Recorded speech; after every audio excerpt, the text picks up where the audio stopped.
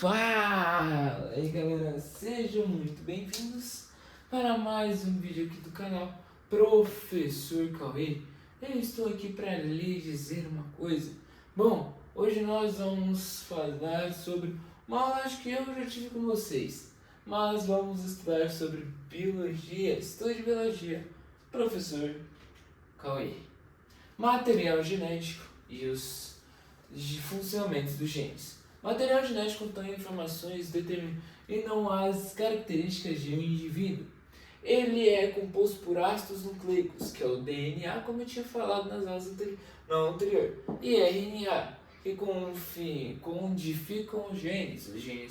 Os genes são fragmentos de DNA contratados no núcleo da célula, responsável por codificar informações que irão determinar a produção de proteínas que atuaram no desenvolvimento das características de cada ser vivo.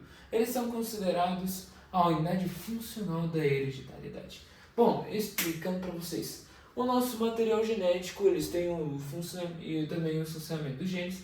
O material genético, o DNA, ele funciona para saber o nosso DNA, o DNA de cada pessoa, e o RNA, o que ele funciona? De um indivíduo, ele é composto pelos ácidos nucleicos, que é o DNA, e o RNA, que ele codifica os genes também. E eles também trazem proteínas também para o nosso corpo humano, para eles atuarem em cada um deles. Então, o DNA é identificar as coisas e o RNA é para proteínas, que ele está também bem lá no DNA também, ele está junto com o DNA, ok? Beleza. A primeira lei de Mendel, que é o experimento dele.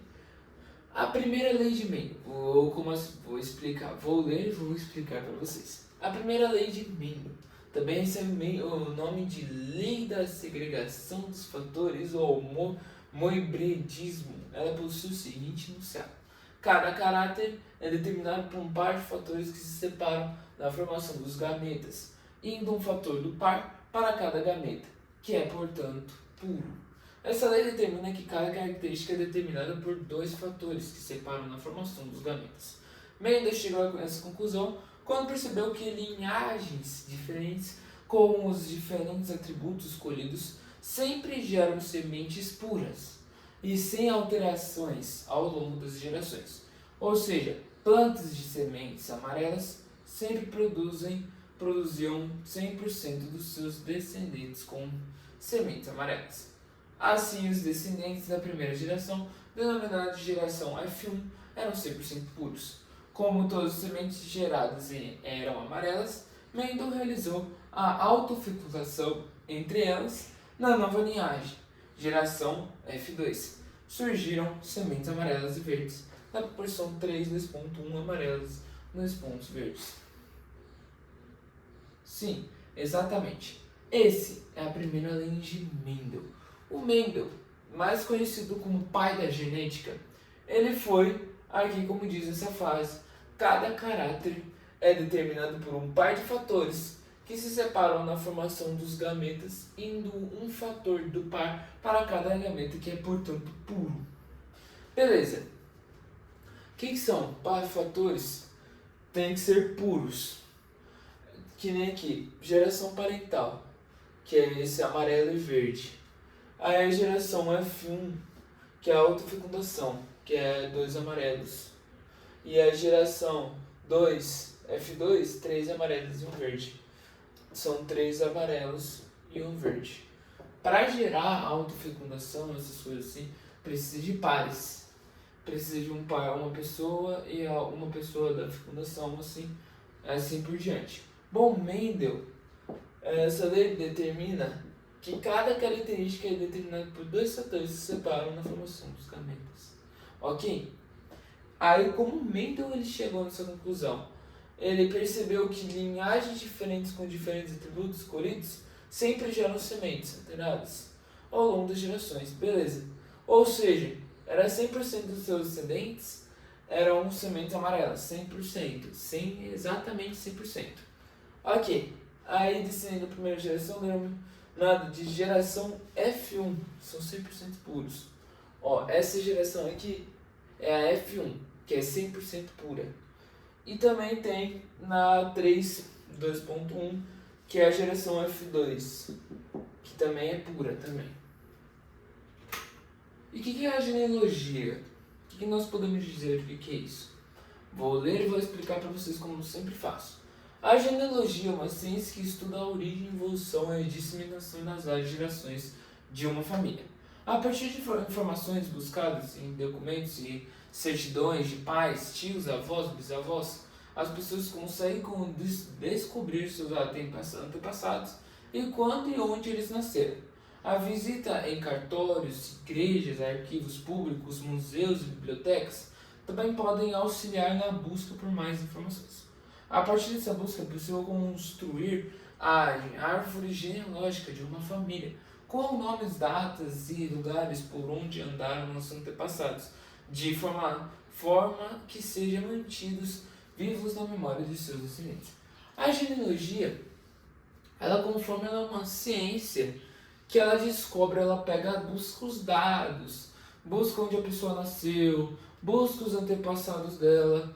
Então vai formando uma árvore genealógica que você vai pegando. Se você vê em todas as famílias de antepassados até agora, vão buscando uma árvore genealógica muito grande para você saber a sua genealogia. É uma ciência que busca as coisas do passado, essas coisas assim. Ela busca, portanto, cada evolução da sua família. Tipo, vai evoluindo do seu lá pro bisavô, vai pro seu avô, do seu avô vai para o seu pai, do seu pai vai para você, de você vai para o seu filho, do seu filho vai para o neto do seu filho, e entre outras.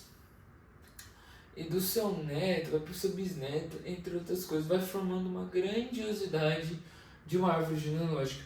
Por isso que o nome também tem a origem da genealogia. Bom, chegamos também, mais uma parte muito legal, que eu acho muito da hora dessa aula, é a genética do nosso sangue. Bom, a genética do sangue, os grupos sanguíneos são marcadores genéticos presentes na superfície das células vermelhas do sangue. Eles determinam a possibilidade de compatibilidade sanguínea em transfusões e transplantes de órgãos. A herança genética de grupos sanguíneos na espécie humana é um exemplo de alelos múltiplos ou polialelia. Os testes genéticos são essenciais no diagnóstico e tratamento de cânceres no sangue. A genética também influencia os resultados do exame de sangue. Bom, a genética do sangue, ela funciona também como possibilidade de compatibilidade. Cada um tem o seu tipo de sangue. Se cada um for, como assim, professor Cauê? Cada um tem o seu tipo de sangue compatível com outra pessoa. Se você tem o A positivo com B positivo, o B positivo com B positivo, tem que ser compatível com o sangue da outra pessoa que você for fazer o transplante de sangue. E tem os sangue raros, que é negativo, alguma coisa, eu não me lembro, é bem negativo, uns sangue raros assim de acontecer. Mas as pessoas com a genética do sangue, se você for fazer um transplante, será não, transplante não, transplante alguma coisa de rim, essas coisas não é. Mas se você for fazer uma doação de sangue para alguma outra pessoa, tem que ver lá no seu histórico do seu sangue para ver se seu sangue é compatível com a outra pessoa para fazer uma doação. Se você for compatível, você consegue fazer a doação. Se não for compatível, você não vai conseguir fazer essa doação. Isso é uma genética do seu sangue. Para saber qual que é a genética, para saber qual que é o tipo sanguíneo Bom, é isso. Eu queria encerrar essa aula de hoje com um obrigado a todos. Porque eu nunca encerro com obrigado lá no final, né? Muito obrigado a todos por terem compreendido, por terem paciência. Eu quero que vocês tirem dúvidas nos comentários, falem, não entendi tal tópico, não entendi sobre o que é material genético e os funcionamentos dos genes, o que é a primeira lei de Mendel. o que é a genealogia, o que é a genética do sangue. Bom, se vocês colocarem nos comentários, eu vou saber o que é para fazer essas coisas na próxima aula. Na próxima aula de biologia, vou fazer exercícios sobre este tema. Bom, eu vejo vocês na próxima aula. Uma boa semana, um bom início de semana para vocês. Um abraço a todos e Deus ilumina a todos. E um abraço a todos e tchau!